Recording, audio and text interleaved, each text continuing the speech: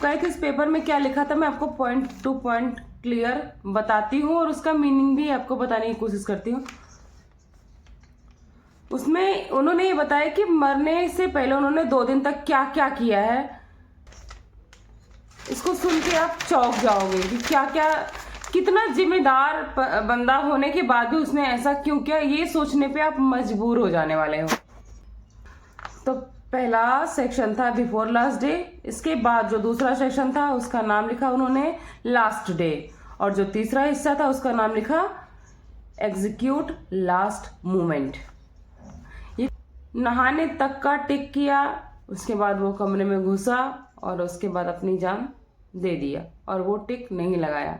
शायद इस बराबरी की लड़ाई में किसको फायदा और किसको नुकसान, किसको न्याय मिल रहा है किसको नहीं मिल रहा, क्योंकि आज भी बहुत सारी महिलाएं हैं जिनको न्याय नहीं मिलता, और बहुत सारी ऐसी औरतें हैं जिनको कितना भी गंदा नाम दे दो, डायन, चुड़ैल या जो भी, वो न्याय के नाम पे लोगों का यूज करके चली जा रही हैं। तो हे एवरीवन, कैसे हैं आप लोग? आई होप आप सब बहुत अच्छे से होंगे। तो welcome back to my channel Purnima Keshav blog.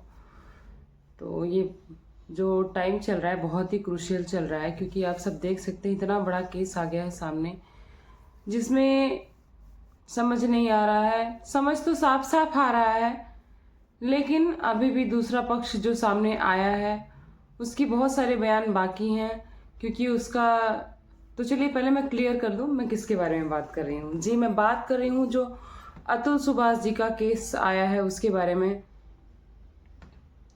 बहुत ही गलत हुआ उनके साथ, और हम एक औरत हैं तो ये बात तो ज़रूर हमें उठानी चाहिए, क्योंकि हम औरत होने के बाद एक माँ भी हैं, एक बहन भी हैं, एक बहू भी हैं, एक पत्नी भी हैं।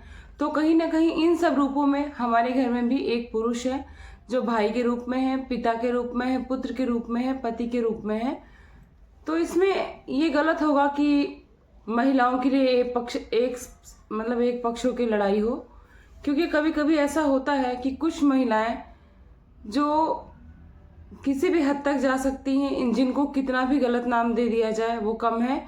लोग कहते हैं कि ना, औरत ममता की मूरत होती है, पर वो इन चीज़ों को साबित करती हैं। और लोग कहते हैं ना कि माता कुमाता नहीं हो सकती है, तो कलयुग में इस चीज़ों को भी वो संभव करती हैं। उसका एक छोटा सा भी उदाहरण, छोटा सा नहीं बहुत बड़ा सा उदाहरण सामने आया है, जो कि निकिता सिंघानिया मीन्स अतुल सुभाष जी की पत्नी का है।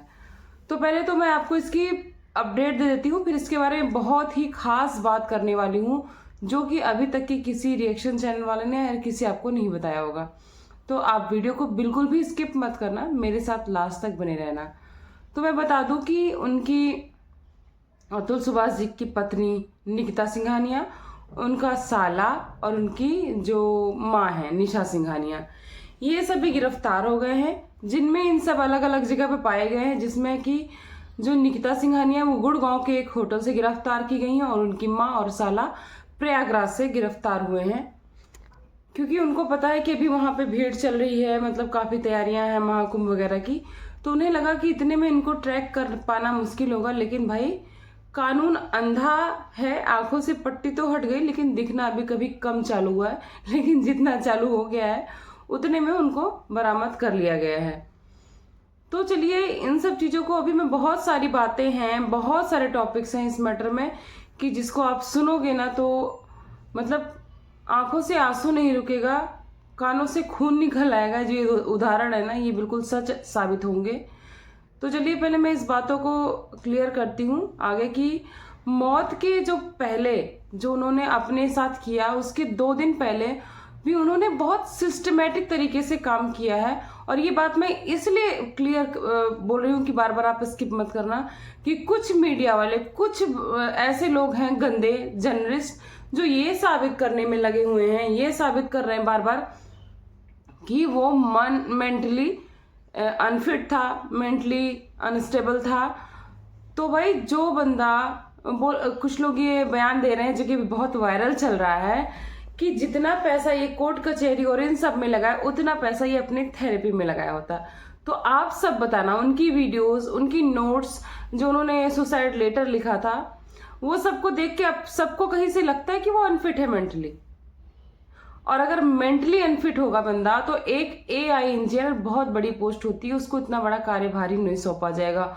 और उसके बाद इस चीज को प्रूफ करने के लिए मैं एक बहुत खास चीज आपके सामने लाने वाली हूँ।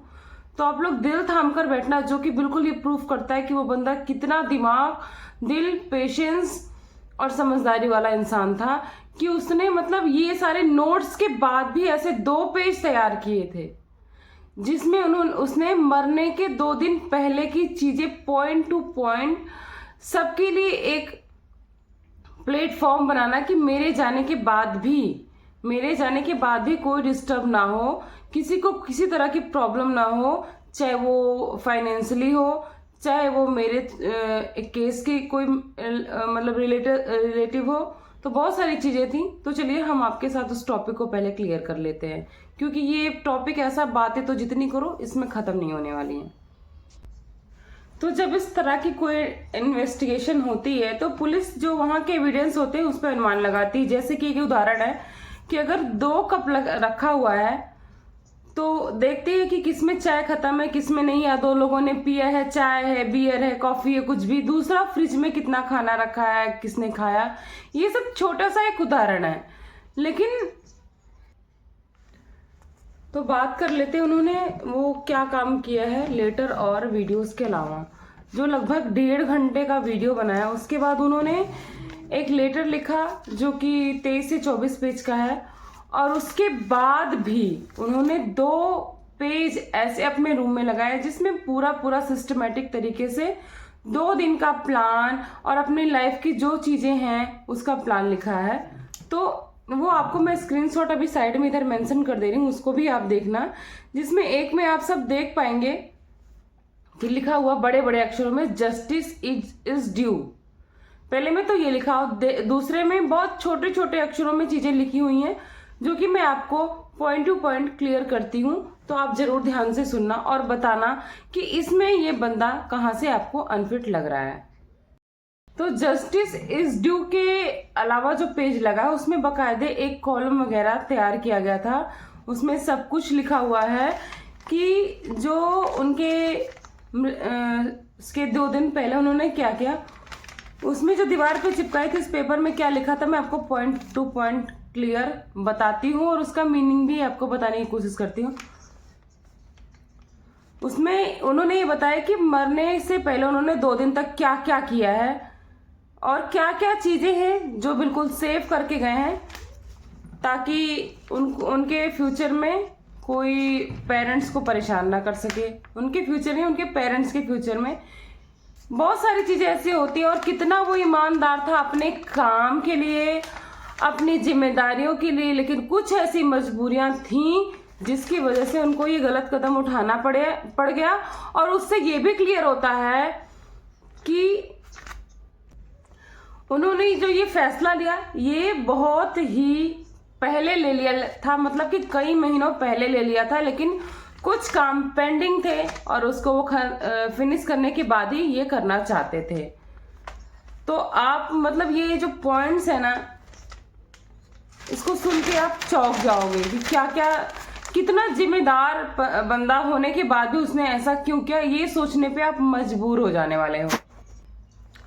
उसने इतना भी मौका नहीं दिया किसी को कि आप मेरे बारे में पता करो कि क्या कैसे हुआ, क्योंकि उसने खुद क्लियर किया। इवन उसमें पॉइंट ये भी है कि जो मृत्यु से पहले उन्होंने अपने फोन की फिंगरप्रिंट और फेस जो होता है वो हटाना बिल्कुल भी भूला नहीं है, ताकि किसी को फोन तक भी अनलॉक करने में कोई प्रॉब्लम हो। तो चलिए मैं बताती हूँ। पहले तो पेपर उन्होंने 3 क्राइटेरिया 3 हिस्सों में बांटा है। उसमें 32 काम डिसाइड किए उन्होंने, ताकि उनको कोई भी पॉइंट भूले ना, मिस ना हो, और जितना भी उनके दिमाग में है उसमें से कुछ भी छूटने ना पाए। तो 32 काम जो 3 सेक्शन में थे वो क्या क्या थे आपने साथ सुना। पहला हिस्सा जो था उसका बिफोर लास्ट डे, आखिरी दिन से पहले। आप सोचो कि कितना सिंसियर इंसान रहा होगा। 8 और 9 दिसंबर की रात की सुबह अर्ली मॉर्निंग में।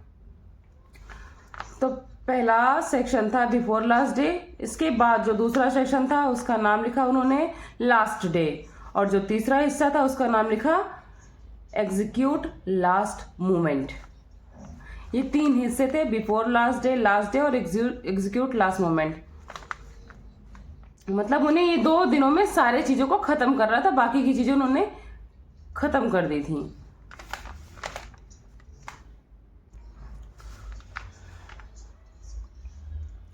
आखिरी दिन से पहले जिन्होंने लिस्ट बनाई है, टास्क बनाया है, मतलब उन्होंने ये चाहा है कि किसी को किसी तरह की प्रॉब्लम ना हो। तो इस टास्क की शुरुआत उन्होंने कहाँ से की, उसमें पहला लाइन है कि इनिशिएट लास्ट डे, आखिरी दिन की शुरुआत।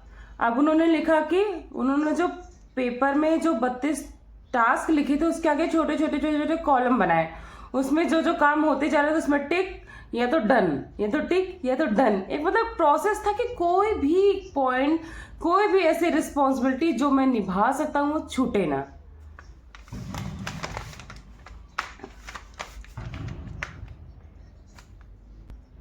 तो एक दिन पहले के जो काम थे उनमें उन्होंने 8 पॉइंट रखे थे और वो पूरे डन हो गए थे। उसमें क्या क्या थे आप लोग ध्यान से सुनना।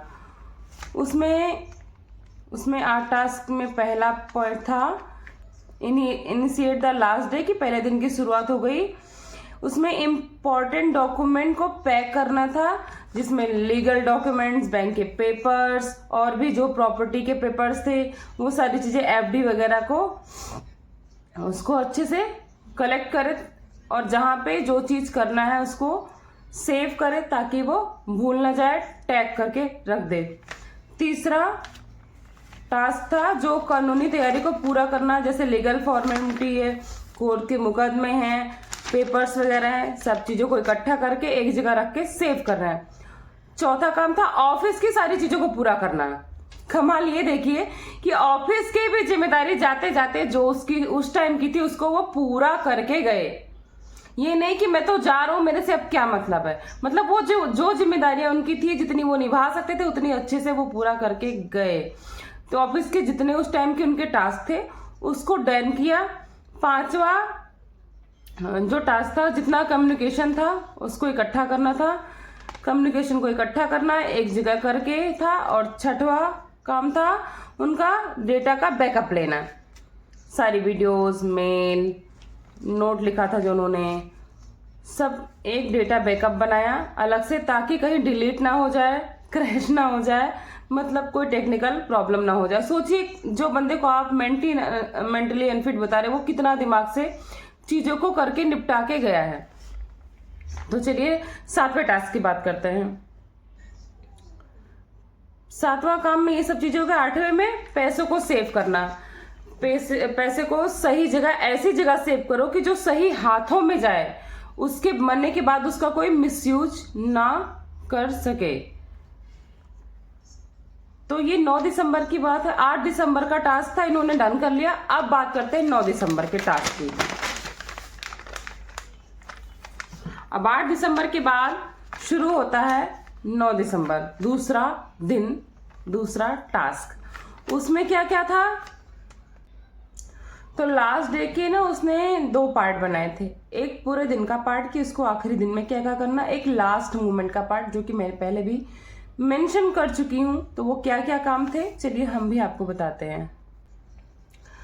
तो उसमें पहला काम था कि सारे पैसे चुकाने हैं, जैसे कि कोई मेड है, कहीं कोई बकाया है, कहीं कोई EMI है, वो सारे पैसे चुका दो। इतनी छोटी छोटी चीजों का ध्यान यार। दूसरा था जो डॉक्यूमेंट थे उसको स्कैन करके अपलोड कर देना कहीं भी, ताकि वो कहीं मिस ना हो। तीसरा काम था सारे डॉक्यूमेंट्स को अपने मेल के साथ अटैच कर देना। इसके अलावा मरने से पहले जो नोट लिखा था उसकी एक कॉपी बैकअप के तौर पे अपलोड कर देना, ताकि इसका कोई मिसयूज या क्रैश या फिर कोई भी ऐसे तरीका का काम ना कर सके। लैपटॉप, चार्जर, ऑफिस की आइडेंटिटी, सोसाइटी जहाँ ये रहता था उसकी गेट की आईडी, ऑफिस की गेट की आईडी, और इन सारी चीज़ों को अपने ऑफिस में जाके सबमिट कर देना, जमा कर देना। कहाँ कहाँ क्या होगा सब कुछ मेंशन कर दिया था उसमें।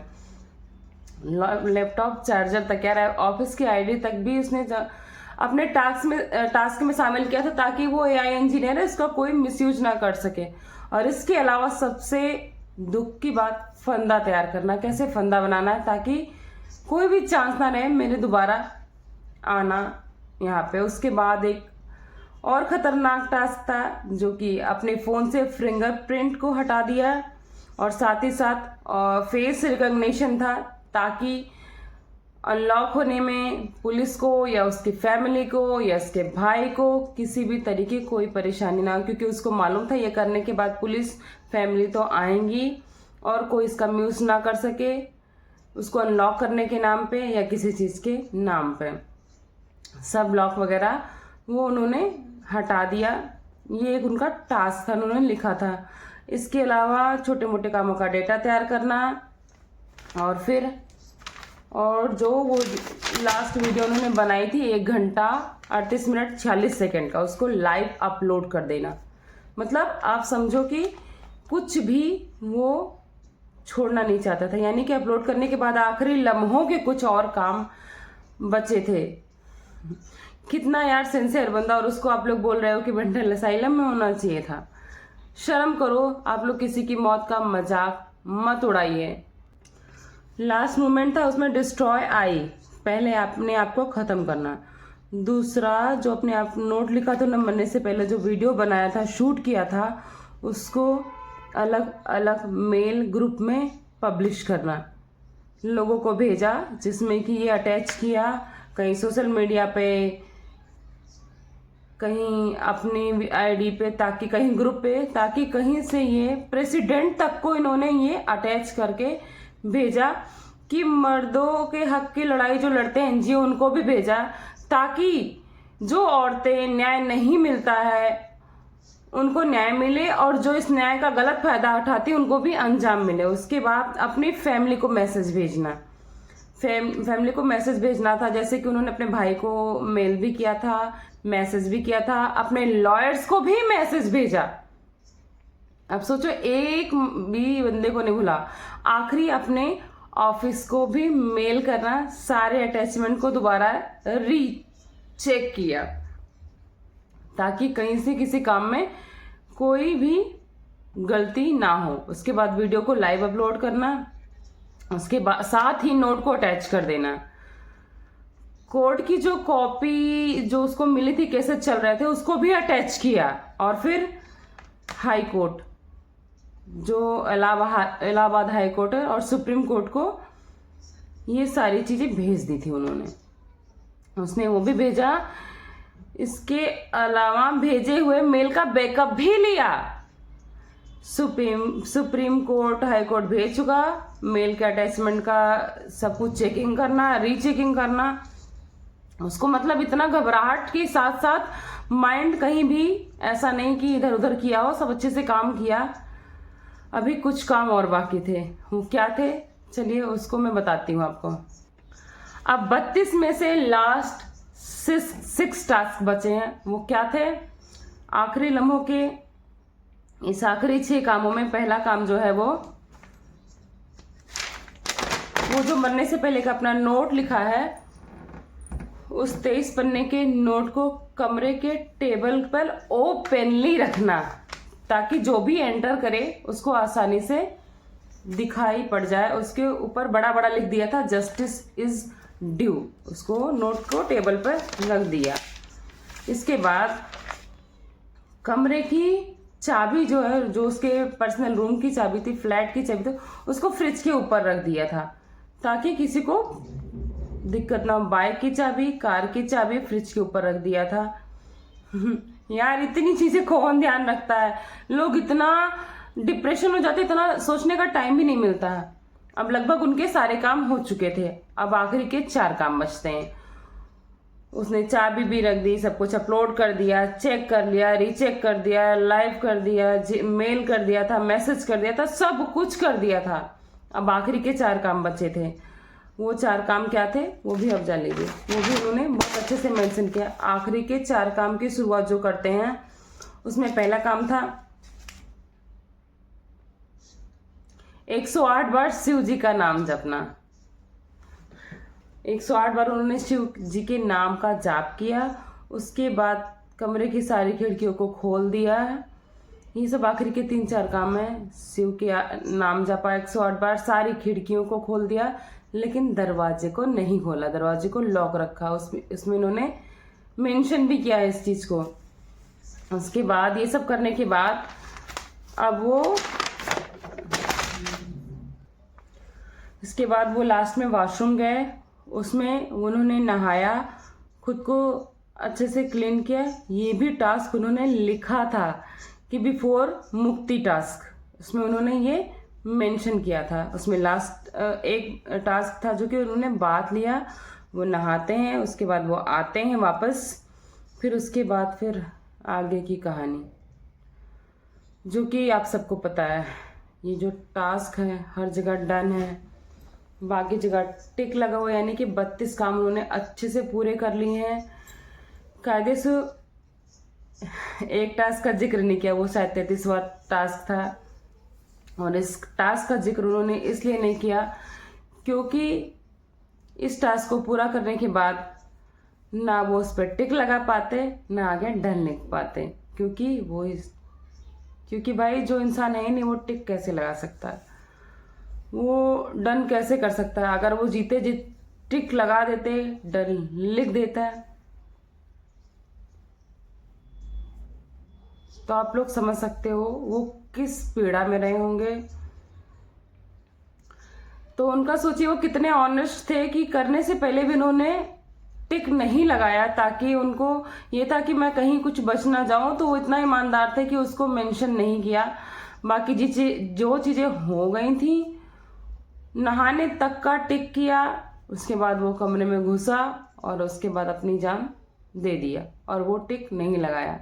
शायद उस टिक को एक सवाल बना के उन्होंने छोड़ दिया है, क्योंकि वो जो मुर्दा होता है ना, वो जीते जी मुर्दा कभी टिक नहीं लगा सकता है। और जो किया उसके बाद तो पॉसिबल ही नहीं था कि वो जो किया वो उसको लगा सकते हैं। मतलब वो अधूरा छोड़ के भी उस टास्क को पूरा करके गए। इसके बाद उनको पता था ऐसा सब कुछ करने के बाद जब कोई आएगा, वो चाबी ना ढूंढने में दिक्कत हो, मेरी नोट्स ना ढूंढने में दिक्कत हो, किसी को पैसे की दिक्कत ना हो, जो भी उनके पास था।